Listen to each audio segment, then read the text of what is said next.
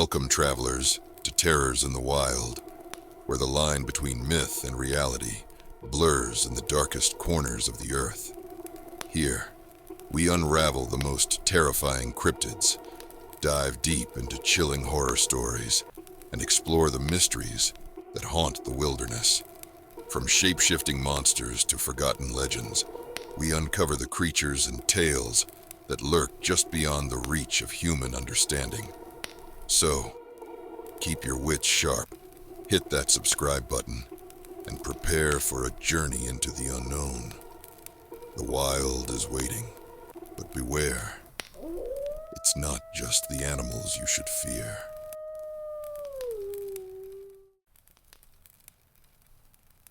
It started as a joke.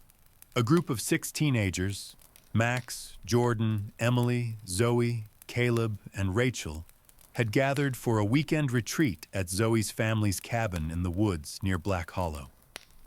Isolated and weather-worn, the place was the perfect setting for late-night stories and bad decisions. They called it the Unplugged Weekend. No phones, no internet, just campfires, beer, and dares. It was Caleb who found the book. It was in a locked box in the attic, old, wrapped in rotting leather, and sealed with black wax. Caleb, ever the edgelord, pried it open with a crowbar while everyone else yelled at him to stop. Inside, pages of archaic symbols, handwritten instructions, and a warning scrawled across the first page in faded ink. Do not read aloud. Do not perform the ritual. The binding holds. Do not break it. Naturally, they laughed. Emily, the one with a morbid fascination for occult stuff, translated just enough of the book to find something called the Hollow Binding. It was, according to the footnotes, an ancient Appalachian sealing ritual meant to trap something called the Weaver in the Roots. Let's summon it, Caleb joked, slurring a bit. They lit candles, drew the circle, mocked the chant. It wasn't until Rachel bled onto the page by accident, cutting her finger on a broken wine bottle, that something changed. The wind howled, the floorboards groaned, and something knocked from under the cabin. That night, none of the teens slept. Something kept tapping beneath the floorboards. Not rats, not the wind, something deliberate. Caleb dared to peek through the crawlspace access under the deck. He saw eyes, dozens of them, lidless, milky, watching him from the darkness. They blinked out one by one, as if sinking into the earth. Did we actually summon something? Zoe whispered. No, Max said too quickly. It's a prank. Gotta be. But Emily wasn't so sure. She'd gone back to the book and found more. Details about the creature they might have called up. The Weaver didn't just hunt. It bound. It took people, twisted them into things that served it. Things with bones like branches and mouths full of roots. The ritual wasn't to summon. It was to trap it beneath the ground. And they had undone it. At dawn, Rachel was gone. It was Max who found her. The morning mist still clung to the trees when he stumbled outside to pee, groggy and barefoot. The woods around the cabin were eerily silent. No birds, no insects. Just the occasional creak of wood in the cold air and the sound of Max's shallow breathing. He stepped behind the shed, and that's when he saw the blood. At first, he thought it was a trick of the light. Red leaves, maybe. But no. It trailed in small, sticky spatters across the dirt, glinting darkly in the thin sunlight. His heart began to pound. Slowly, he followed the trail, and then he looked up. Rachel's body was hanging from the trees, 10 feet off the ground. suspended like a marionette. She wasn't hanging by rope. She was held aloft by roots, thick, wet tendrils of wood that had burst from the trunks around her, spearing through her limbs and torso, looping around her like puppet strings. They pulsed slightly, as though breathing, feeding. Rachel's face was ruined. Her eyes were gone, scooped clean, leaving twin holes. Her mouth was sewn shut with strands of long, dark hair, her own. Her arms were spread wide, crucifix style, her fingertips blooming with tiny white flowers. Her toes brushed the air, twitching gently like a broken clock. Max screamed. The others came running, crashing through brush and breathless from sleep. Zoe fell to her knees. Jordan threw up. Emily backed away in mute horror, her lips moving without sound. She's still warm, Zoe whispered, reaching out before Emily yanked her back. Don't touch her, she snapped. Don't touch anything. Caleb stood pale, silent. For once, he had nothing to say. Then came the buzzing, a low, droning hum from the woods. The trees began to creak. Roots quivered. The ground shifted, soft and spongy, underfoot, like something underneath was moving. And then they heard it. A sharp, metallic report, the unmistakable sound of a gunshot, rang out through the trees. The buzzing stopped. A second later, a man stepped into the clearing. He was tall, broad-shouldered, wrapped in a long, oilskin coat spattered with dirt and ash. A wide-brimmed hat shadowed his face, but his eyes were like iron, cold, grim, unflinching. A long-barreled shotgun rested casually over his shoulder, its muzzle still smoking. What the hell? Caleb started, taking a step forward. The man leveled the shotgun at him without blinking. Stay right where you are, kid, he growled. All of you. Don't move. Emily stepped in front of Zoe protectively. Who the hell are you? The man ignored the question and walked past them, eyes on Rachel's body. He knelt, reached out, and plucked one of the tiny white flowers from her fingertip. He sniffed it. Then he crushed it in his hand. It's feeding again, he said. His voice was deep, cracked from disuse. This one's just the start. What are you talking about? Max demanded. She's dead. We need to call someone. Phone lines won't work. The man cut him off. Not anymore. Once the weaver starts feeding, it unroots everything human from the soil. Electricity, memory, connection. It's already begun. Silas turned, finally pulling back his hood to reveal a weathered, scarred face, grizzled beard streaked with white, and eyes that had seen too many things most people didn't believe existed. My name is Silas Granger, he said. I hunt monsters, and whether you like it or not, you just set one loose. The group stood in stunned silence, barely processing his words. I know it doesn't make sense yet, Silas went on. But that thing in the trees?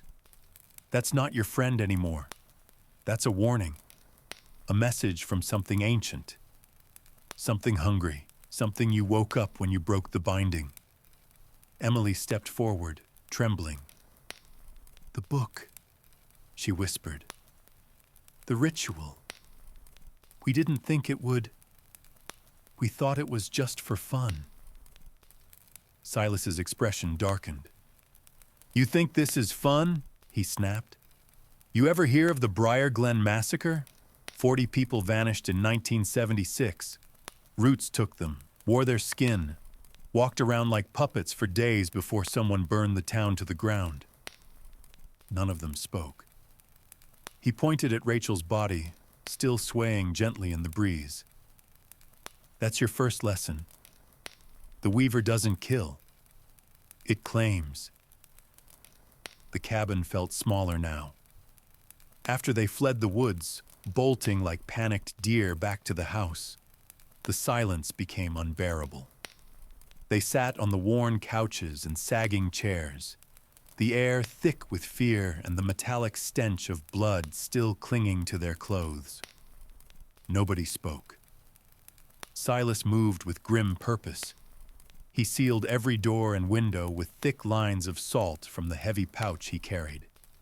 He muttered under his breath, words not quite English, not quite human. On the wood above the front door, he scrawled a strange symbol in charcoal, a tree with upside-down roots and an open eye at the center. "Don't cross the salt," he said without turning around. "Don't break the lines. If you see something moving outside, don't open the door, no matter who it looks like." "What the hell is going on?" Zoe snapped, voice rising. "Rachel's dead, hung up in the trees like some ornament, and now you're acting like it's the end of the world?" Silas turned to face them. There was no softness in his eyes, just the same grim certainty that soldiers carry when they've already buried too many of their friends. "It is," he said. "The end of someone's world. Maybe all of ours." Emily stood by the fireplace, clutching the leather-bound book like a shield. "You said something about a binding," she said quietly. "That we broke it." "You didn't break it," Silas said. "You shattered it."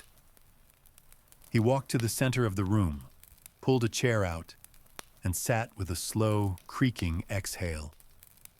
"You ever hear the old stories about Black Hollow? The ones the town doesn't put in brochures?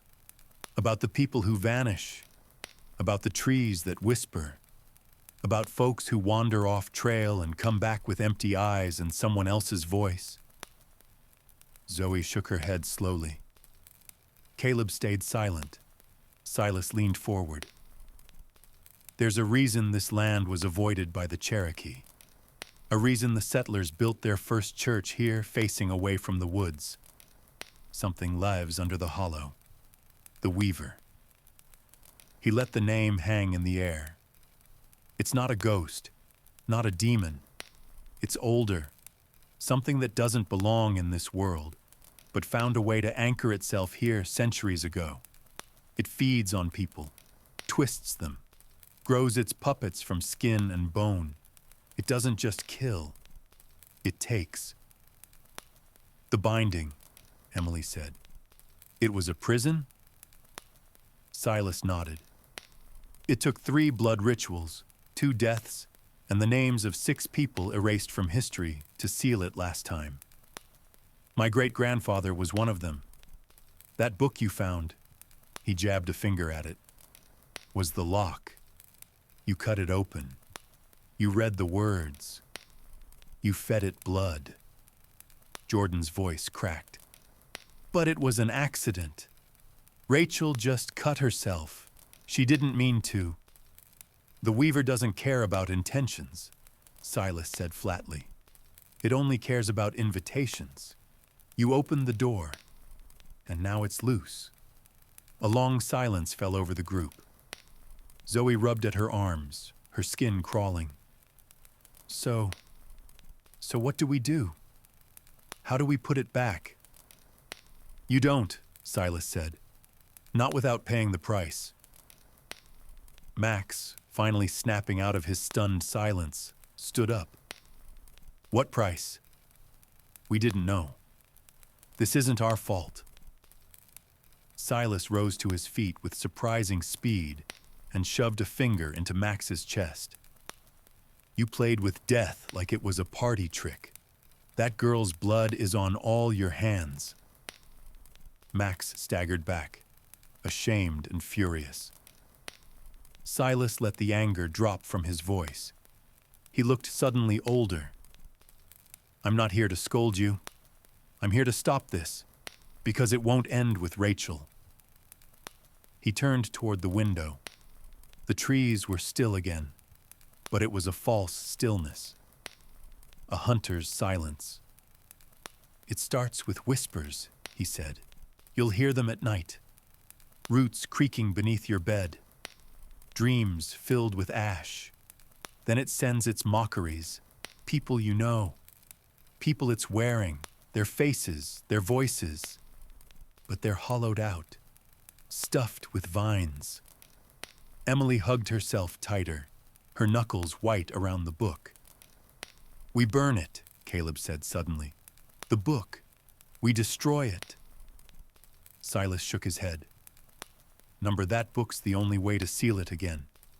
It contains the binding ritual, but it's not complete. Not anymore. The last page was removed decades ago, buried in the old church at the edge of the hollow." "Why would someone split it up?" Zoe asked. "To keep fools from doing exactly what you did." Caleb muttered, "Guess that didn't work out too well." Silas turned back to them, his tone shifting from lecture to warning. "We have to retrieve that page, finish the ritual, and bind the weaver again before it roots itself fully. Once it's strong enough, it'll spread beyond this forest. It doesn't just want to exist, it wants to replace." Max sat heavily on the couch. "Replace what?" "Everything," Silas said. That night, they buried Rachel's body, what was left of it, beneath rocks and salt. Silas refused to let anyone go alone. He'd seen what happened when people wandered off. It started with Caleb. He vanished from the outhouse after saying he heard something. They found him hanging upside down in the barn, eyes blank, mumbling to himself, "In the root, through the bone, in the root, through the bone." He attacked Jordan, biting his shoulder with a mouth that had too many teeth. Silas shot him through the head. "It wasn't Caleb anymore," he said coldly. "It wears them." By the next morning, the trees had changed. They leaned in. Bark pulsed like breathing. The forest itself had begun to shift, warped by the weaver's influence. They had one option left. "The binding ritual can be redone," Silas explained. "But we need the book, and we need her blood, the one who broke the seal." Everyone turned to Rachel's grave. "No," Emily said.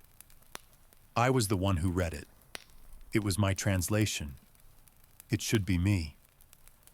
"No," Silas said. "The blood that fell started it. Her body might still be usable, if it hasn't fully rotted." They dug her up. She was missing. They reached it by dusk. The old chapel stood like a wound in the forest, slumped and rotting at the edge of Black Hollow. Built in 1832 and abandoned for longer than anyone could remember, it leaned under the weight of its own history.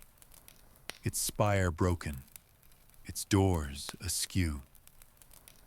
Ivy had devoured its face, and trees leaned toward it unnaturally, as if whispering into its bones.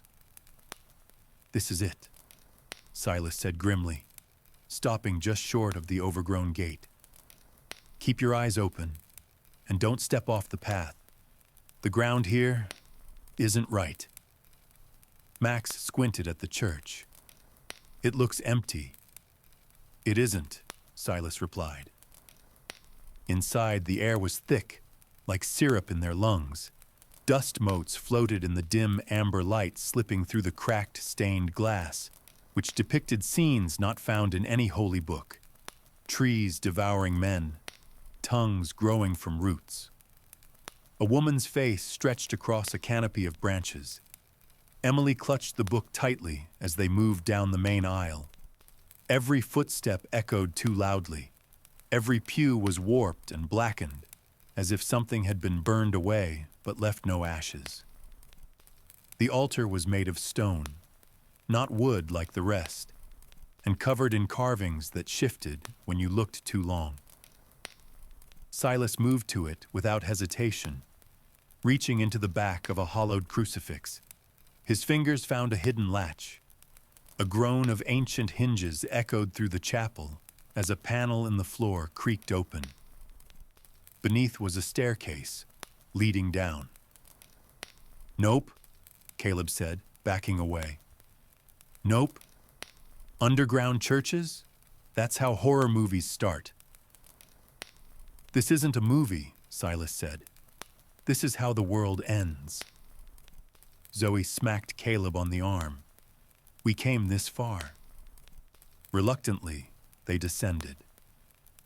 The underground chamber was narrow, earthen-walled, and lit only by Silas's lantern. Roots dangled from the ceiling like veins, some twitching softly. The air smelled of mold, rot, and something sweet, like old honey turned to vinegar. At the far end was a stone slab draped in a decaying black cloth. On it lay a single page. Emily stepped forward, breath catching. It was covered in the same ink as the book upstairs. Dark red, almost alive. Symbols writhing slightly. She reached out, but Silas grabbed her wrist. "Not with bare hands," he warned. "The page isn't inert. Use the veil." He passed her a scrap of cloth taken from a consecrated grave, something holy, or at least hallowed by fear. Emily used it to lift the page, sliding it gently into the back of the book. The entire tunnel seemed to sigh. And then, a scream. Not human, not fully. It came from above. Silas's eyes snapped up. "It knows. We need to move. Now." They raced back up the stairs. As they burst into the sanctuary, the stained glass exploded inward. Something was there. It had Rachel's face. But it wasn't Rachel. It hovered in the rafters, limbs too long, mouth split ear to ear, black vines spilling from its chest cavity, eyes like hollow knots in a tree. It shrieked with her voice, twisted by wind and leaves. "Emily," it crooned. "Why did you leave me alone?" Jordan collapsed to his knees, sobbing. "It's not her. It's not her." Silas raised his shotgun and fired. The creature shrieked, flung backward, and shattered through the back wall of the church. Without waiting, Silas grabbed Emily by the arm. "Run." They did.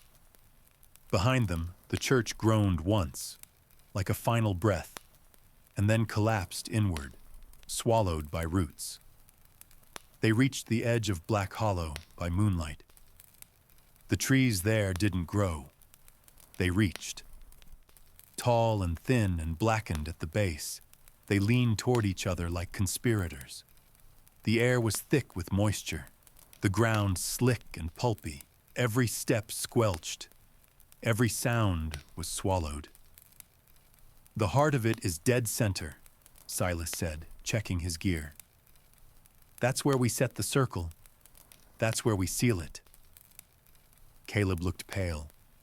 "And if we don't?" "Then this forest becomes a mouth, and the rest of the world becomes its meal." They moved in silence, Emily carrying the completed book against her chest like a relic. Zoe holding a vial of flame root oil they'd brewed under Silas's direction. Jordan clutching his flashlight as if it could protect him.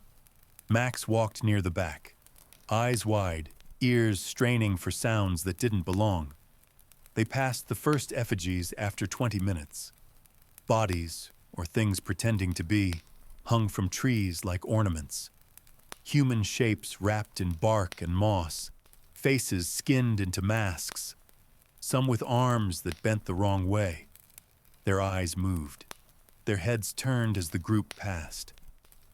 Zoe whispered, "They're watching us."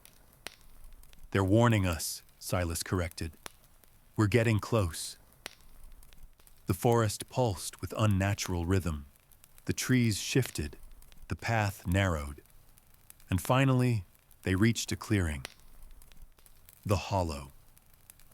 It wasn't a crater, not exactly. It was a depression in the land where the trees grew downward instead of up, curling like fingers into a central knot of roots that throbbed with a sick light. Beneath it, something moved. Emily stepped to the center, heart racing, and opened the book. The final ritual, written in crimson, still wet, began to hum softly.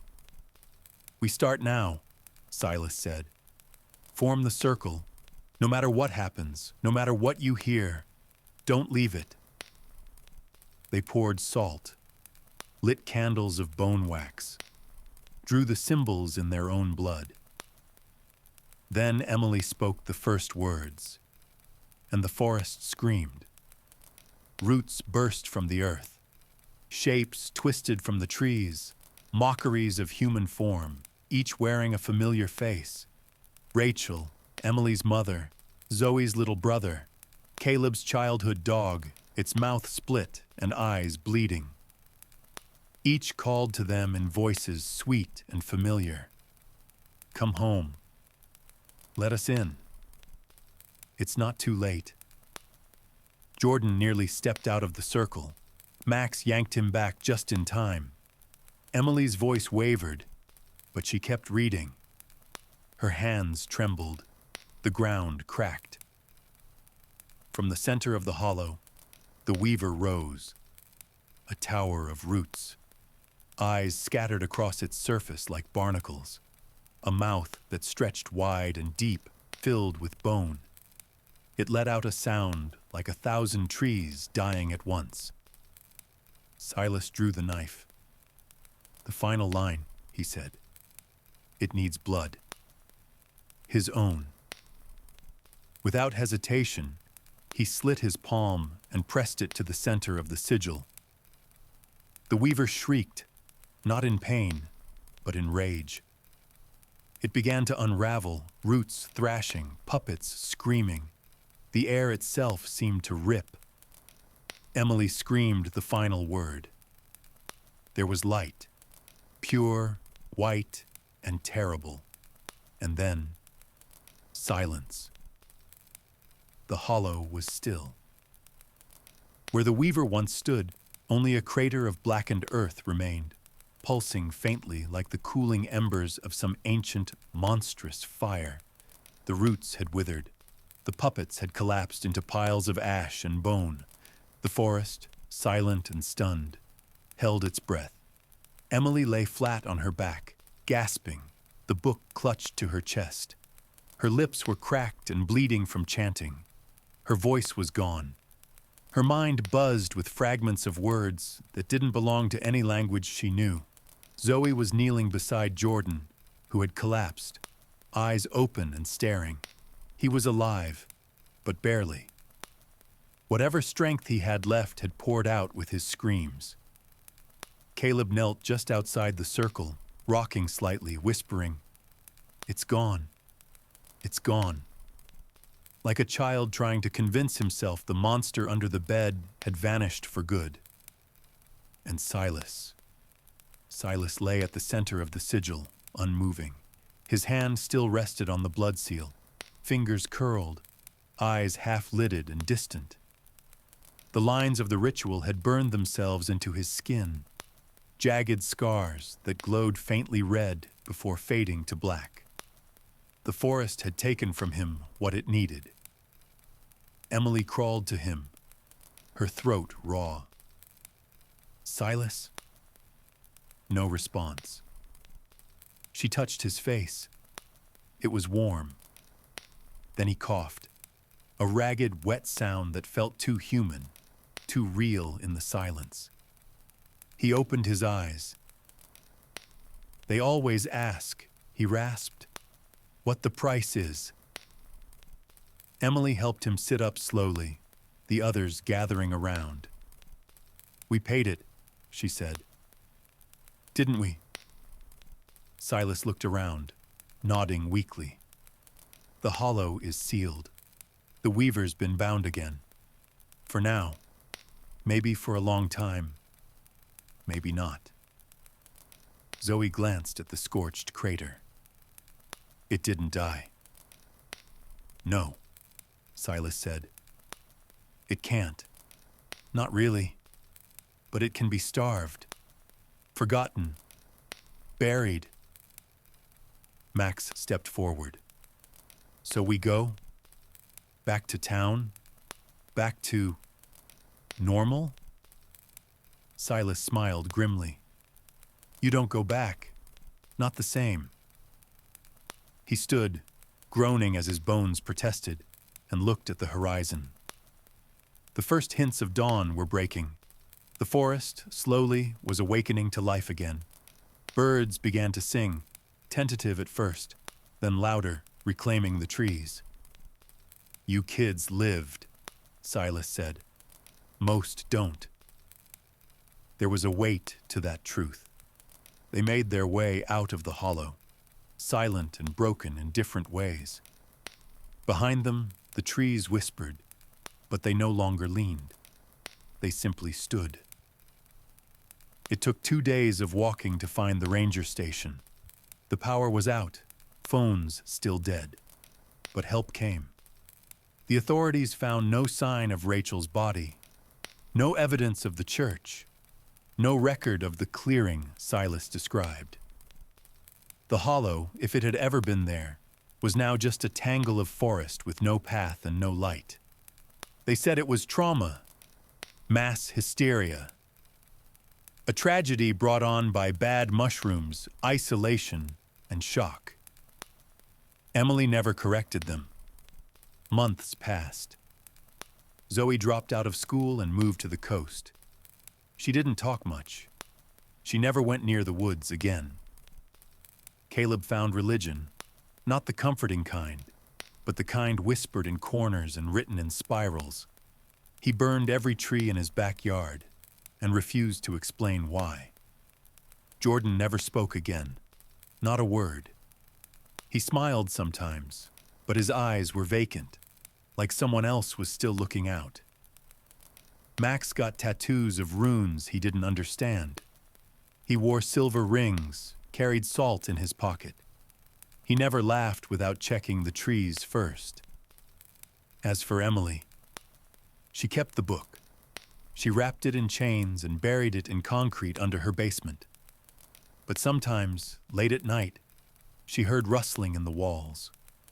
Not rats, not wind. Something that breathed when she held her breath. Something that remembered her name. And Silas? Gone. No reports, no sightings, just a faded boot print at the edge of an old trail near Black Hollow. Some say he was never real, a ghost with a gun, a story told to frighten kids away from the dark. But Emily knew better. Sometimes you survive the monster. Sometimes you become the one who hunts it. As this story ends, remember, out here in the wild, the terrors never truly vanish. They're always watching, waiting. If you dare to face them again, hit subscribe and turn on notifications. You never know when the next nightmare will find you. Until then, stay safe or stay scared.